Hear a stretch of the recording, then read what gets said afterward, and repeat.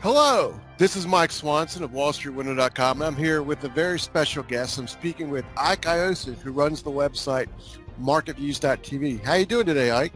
I'm doing well, Mike. I'm glad you are.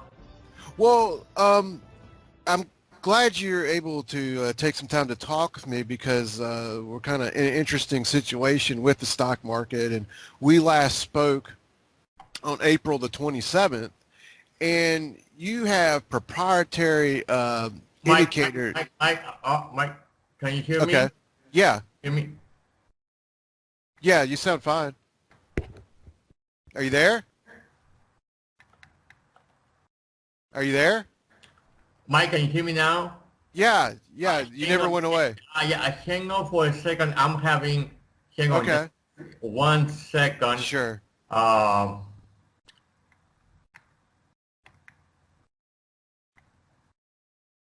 okay. Can we please start over? Oh, sure. Yeah. Okay, go on. I'm sorry. Now I got it because, okay, I got it right now. I lost you, but then I don't, okay. Oh, Go no on. problem. Yeah. Okay. Hello, this is Mike Swanson, and I run the website WallStreetWindow.com, and I'm here with a very special guest with me today. I'm speaking with Ike Iossif, who runs the website MarketViews.tv. How you doing today, Ike? I'm doing well, Mike. Thank you for inviting me. Well, I'm glad you're able to come today and talk with me and my listeners because I think we're in an interesting situation with the stock market, and really you're the perfect person to speak with about it because we last spoke on April the 27th, and you have proprietary indicators to track supply and demand money flows in the stock market, and back then uh, they were helping you to project a target of somewhere 2950 to 3050 for the S&P 500. We hit that target in July, and of course, had a pullback in August, snap back down almost a little over 100 points. And now we've gone back above that 3,000 level, and we've seen all kinds of crazy news events, the shifts in the bond market, and all kinds of stuff. So, what do you think is going to happen now? Can this move last? Is it real? Is it a fake one? Can we go higher? What do you think? Well, Mike, I will answer your question in great detail. But to do that, I will backtrack a little bit because I think it's important for people who listen to us and they have not perhaps listened to previous interviews and they do not know what we're talking about. First of all, back on, I believe it was on June 27th, we did an interview which is available in your YouTube channel titled, Is This Cold Rally for Real? And we discussed what the inflows, outflows indicators were telling us with regards to the XAU. And in that interview, I explained not the mathematics of it, that's proprietary, but the concept behind this indicator. What it does, what it does not do, what it's designed to do, what it's not designed to do, what it's telling us, what it's not telling us. So for people who want to get more into it, I suggest they look up your YouTube channel and our interview on June 27th. And by the way, at that time, we were talking about targets for the XAU, and our target was between 95 to 100. The XAU got to about 101. It has pulled back since then. So now, to give a little more information, but let's say for those of you who want great detail, just listen to that interview we did back on June 27th. This indicator is based on the dollar value of the up and down volume. The idea behind it is that in order to buy or sell 1,000 shares of a $5 stock does not have the same weight as in order to buy or sell 1,000 shares of a $500 stock. If you're using a traditional AD line or a cumulative volume, the number of issues or the up and down volume do not take into consideration the value of the stock. Therefore, in order to buy 1,000 shares of the $5 stock, and in order to sell 1,000 shares of a $500 stock, have a zero net effect on the cumulative volume, for example. But the way I use it, in order to sell 1,000 shares of a $5 stock, has a value of 5,000 minus 5,000. In order to buy a 1,000 shares of a $500 stock, that's worth $500,000. So minus 5,000 plus $500,000, the net result will be plus 495,000. Okay. The This indicator, consequently, what it does, it captures best the movement in the markets and the limits of the market during periods when big caps are dominating the price action. The reason is because because the weight behind this indicator is on the dollar value of the volume. In order to buy or sell Apple has a lot more impact on this indicator than in order to buy or sell a $10 stock that is in one of the indices. Okay. So because the last couple of years big caps have dominated the price action, this indicator has been a little bit more accurate than it would have otherwise been. And to give you a few examples, on January 15th in 2018, we had done another interview which is also available in your YouTube channel, and we had given a target between 2875 and 2905 with the S&P. The S&P topped out on January 29th at 2070. On July 21st, we had done an interview in which I discussed the shortcomings and the flaws behind the AD line. And at that time, we had given a target of 2,900 and 2,950. The S&P topped out on September 20th at 2,935. And then on April 27th, we did the interview that you were referring to, and we gave a target of 2,950, 3,050. And the market topped out twice on May 3rd and again in late August, actually in late July, okay? Right. So we're back there again. And now let's take a look at the indicator and see what has happened the last couple of years. Okay. Now, we can see on the bottom left corner on May 3rd of 2018, which is when that's when the rally started after we had the decline between late January and late April.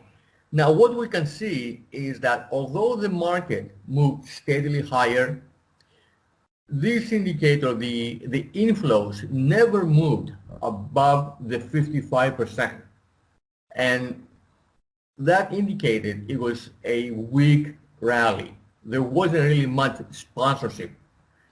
People were just trying to buy what had gone down a lot during the decline, okay? But there wasn't really conviction. And we had two divergences during that rally. And I saw the point when we did the interview on July 21st, and we had already divergence. That's why I had said that based on what we see right here, if the divergence continues in one direction, okay, and price continues in the other, we can extrapolate that if this movement continues at the same rate, okay, then how many S&P points we get before we get a negative divergence? Once we get a negative divergence, meaning you have more selling pressure than buying pressure, then prices begin to go down. And as we can see, we had a double divergence. We had indicated that if that continued, then we had a price target between 2,900 and 2,950. Right. All right. Then let's see what happened after the big rally that we had following the last year's decline. We can see that at point B, the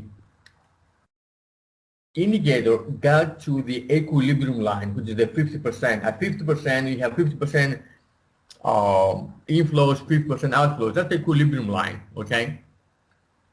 And then at that point, we saw a new wave of buying, a new wave of buying, okay? Mm-hmm. So we got down to the equilibrium line, and then we saw more buying. That wasn't, however, enough to sustain a rally above the resistance zone, because we can see the divergence that we had. And then we get to point C. After the second divergence, then we got the decline. And that we had done the interview, I believe, on April 27th, okay? And soon after that, we have a negative crossover, and we got the decline. Right. And we get to the rally, which topped out in late July. Again, we had a divergence. We had a negative crossover, which produced the summer decline. And as we speak right now, these numbers as of yesterday's close, as of Thursday's close, we can see the same divergence that we have seen in the past. Now, what does that mean? If nothing changes, and I want to emphasize this, and I'm going to say it twice, if nothing changes, it could very well be that tomorrow we have a very positive event. Maybe we get a trade agreement with China, or a very negative event. Maybe we bomb Iran. These things cannot be predicted. The hypothesis here, the premise here is that what we see continues at the same rate until it changes. If it does continue at the same rate, then we can calculate the outcome. Now we can see that inflows are declining while price is going up. If it continues at the same rate, then the S&P can carry up to about 350, 370 before we have a negative crossover. And at that point, we'll have a decline. What I cannot tell you is if, as I said, maybe we get a major positive event and we get a new wave of buying. All I can report to you is what we see right now, and if nothing changes, we will have a negative crossover, which will put pressure on prices around 3,050, maybe 3,070. Now, let's make another hypothesis. If looking at this indicator, if let's say it gets down to the equilibrium point, and then we get a new wave of buying. Well, that's what happened where you circled B on this chart. Yes. Let's say similar. Right. Yeah. So if we got something similar, that can carry the S&P higher between 100 to 150 points. So what we're talking about is 3,150, 3,200 in the S&P. And I'm talking about that. I think that if I got, let me think. It looks like that happened in March. Yes. So if we get a repeat of what happened in March, we can see this indicator moving up to the top of its range between 3,150 and 3,200. Okay. Well, would that Okay, say that again. To what? To If where? we got a repeat of what happened in March, in other words, we get a Okay. new wave of buying for whatever reasons, Okay. this indicator, in order to move back to the top of its range, which may not, but let's say it does, at this rate, then it will carry the S&P up to about 3150, 3200. Okay. 3150, 3200. Okay? Now, if we get a crossover, a negative crossover, so the S&P tops somewhere between here and 3050, maybe 3070. What is the downside projection? Well, at this point, if this indicator went from the top of its range to the bottom of its range, uh, initially the worst that you can see in the absence of some catastrophic event, okay? We're talking anywhere between 2800 to 2750. Okay. So to answer your question, okay, as it stands right now, if nothing changes and we don't get a new wave of buying for whatever reasons, then somewhere between here and 3050, 3070, we can see another decline. Where could this decline take us? Initially, 2750 is probably the worst case scenario.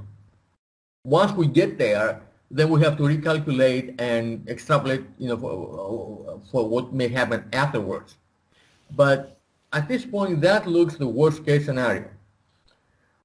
On the bullish side, if we get a reversal here in the inflows, and this indicator gets back up to the top of its range, which is close to about 60%, that means the S&P will rally to about 3150, 3200. So these are the projections that we're getting right now. But the key thing, the most important of all, is this. Does the S&P reverse to the downside somewhere between here and 3050, 3070, or does it not? Because once we know that for sure, then our projections on the downside and on the upside can be validated or invalidated. Obviously, if we go above 3070, 3100, then I would be looking for the S&P to go up to about 3150, 3200. If we turn down here, and at the same time we have negative outflows, I would look for the first support level. So any way you put it, we are, I believe, at an important, at a pivotal point. Well, do you think could I mean, just looking at the market now, once again, I mean, it's kind of interesting. We had the Fed meeting Wednesday, and the reaction has been nothing like what happened last time. I mean, yeah, there's not much it just kind of almost as if it didn't happen. There's not much volatility at the moment, and it's, when volatility vanishes, and it could stay like this for another week or two, then usually you do get a big move, one way or the other, right? Yes, I would imagine that what we're seeing right here cannot go on for very much longer. Maybe another week, like you said. But after that, we will probably get a break, either on the upside or the downside. Well, I can tell you this: if this action continues for another week, that's what it will probably take for this indicator to get down to the equilibrium level, the 50%. So okay. at that point, one of two things will happen. Either you'll get a reversal to the upside, or you'll get a negative crossover. One Well, way or another, it will be able to lose. well, here's an imaginary scenario. Well, it's right now. It's funny as we're speaking, as I'm talking with you. In the past few minutes, a headline has popped up. Yesterday, Trump's a low team in the U.S. Trade Office has been meeting with a low team of Chinese fellows yesterday. Their meetings are concluding, and they've issued a press release that said that Trump is going to grant tariff exemptions to plastic straws and dog leashes, and also patio chairs and Christmas lights coming from China. Uh, it's kind of funny, but I think it would suggest, a sign of, uh, some negotiations are going on, and they're supposed to have a big meeting next month in, I guess, 2 or 3 weeks. So if there's some sort of positive news, a trade truce like we saw last December or something, maybe that would be a sign to, for bulls to break the market out to the upside, Yeah, look, and then hit your target of 3150 to 3200. yeah, as I said, this indicator does not predict events. It just Right. kind of like you look under the hood and tells you what's going on right now. So it could very well turn out to be the case. But but but it could suggest though that, if the indicator goes to equilibrium, and then like it did in the spring, and then makes doesn't go up, it won't be an endless rally, in other words, but like you know uh, it probably wouldn't last the whole year. It, it could last until perhaps October, November. Like I said, we have to see how this indicator Yeah, behaves right. once, it turns back to the upside. And Maybe, that's an important thing about technical analysis charts and indicators, that they're not really about predicting the future, right? They're about, you got to keep your pulse on them to see yeah, when they exactly. change. Yeah, otherwise you will only look at them once a year and you will know what's going to happen next year. It Right. doesn't work this way. You have to look at them on a daily, weekly basis, depending on what type of indicators they are. Okay. Hmm. As I said, this is a picture of what is happening today as we speak on Friday, September 20th. And what it is telling us is the market is moving higher to sideways, but this indicator is going down. Unless it crosses the equilibrium line, you're not going to get lower prices. And we can see, we have history going back 2 years in this indicator. We can see two different examples. We can see what happened in March, where this indicator got down to the equilibrium line, and then we saw a new wave of buying, and the market moved higher. And we saw the May and the July examples where it had a negative crossover and the market declined. All I'm saying is, right now, we're getting to that point. Well, another way I might interpret it, I mean, at least for today, this second, is that even if I, even if I'm 100% convinced there's going to be a trade deal or something uh, next month, the stock market is not going to do anything today. It's not going to go crazy and break out today, so there's no real reason to do anything at this second, and just let's wait a week or two and see what happens, kind of, Oh, because this indicator is fading.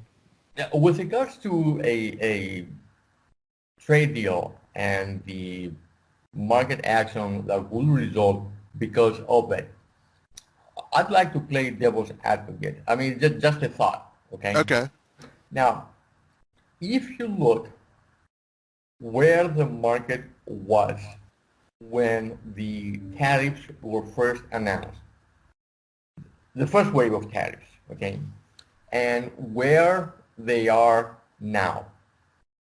Well, we know that the tariffs that were announced a couple of months ago, okay, were higher than what they were a year ago, okay? So unless there is some sort of reversal of what has taken place, if the tariffs are implemented in December, then we will be in a worse state than we were back in May or in March, correct? Yeah. Yet the market is higher. The way I read this is either the market doesn't really care about the tariffs, or it has already concluded that there's going to be an agreement. Because why is it higher now, although tariffs are higher, than what it was back in the spring, when the tariffs back then were lower than the ones that are announced to be implemented in December?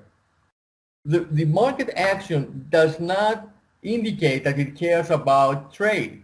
If it did, since trade conditions have worsened, why is the market higher? Perhaps, as I said, either it doesn't care or it has concluded there's going to be a resolution. So if it has concluded that there's going to be a resolution, when there is a resolution, are we really sure it's going to go higher if it's already baked in? Well, it could be like an earnings play. You know, how many times does a stock announce earnings and gap up and dump or go up a few days or something, you know, that's it. Because people buy into it ahead of time and then sell the news. I mean, what I'm saying is, if the market had declined and then there was an announcement of a trade deal, then I would definitely find it logical for the market to rally.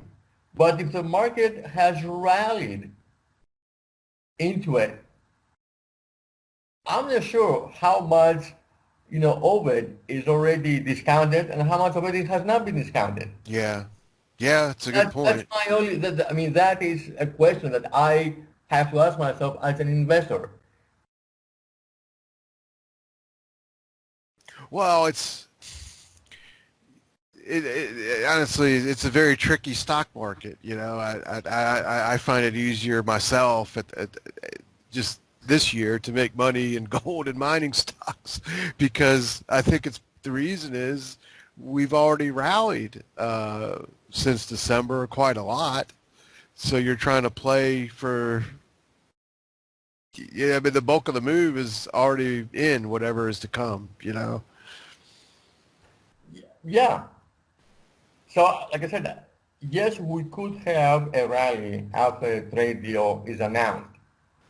I'm not sure how robust that rally will be because the market action right now is telling me that quite a bit of it maybe it's already discounted. Well, that's why I find your indicators interesting because if the setup were kind of that happened in March were to happen again, then that would suggest it could rally a month or two or something, and that probably and that would be enough to get to 3,200.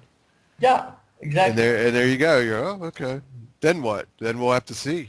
I mean, if that even happens, then we'd have to see what do the indicators say then? Are they making a lower high like they did in May? Then watch out. If they make a new high as the market rallies, then okay, that's we can keep going. But that's why these are for not necessarily predicting the future, but understanding the strength of what's going on and adapting to it. And Yeah, exactly.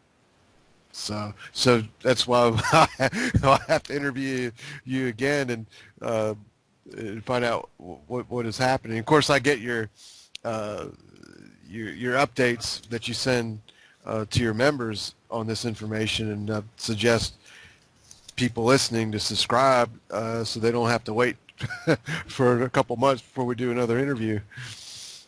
Very well. Well, thanks for talking to me and everyone else, and we'll keep in touch. My pleasure, Mike. Have a great weekend.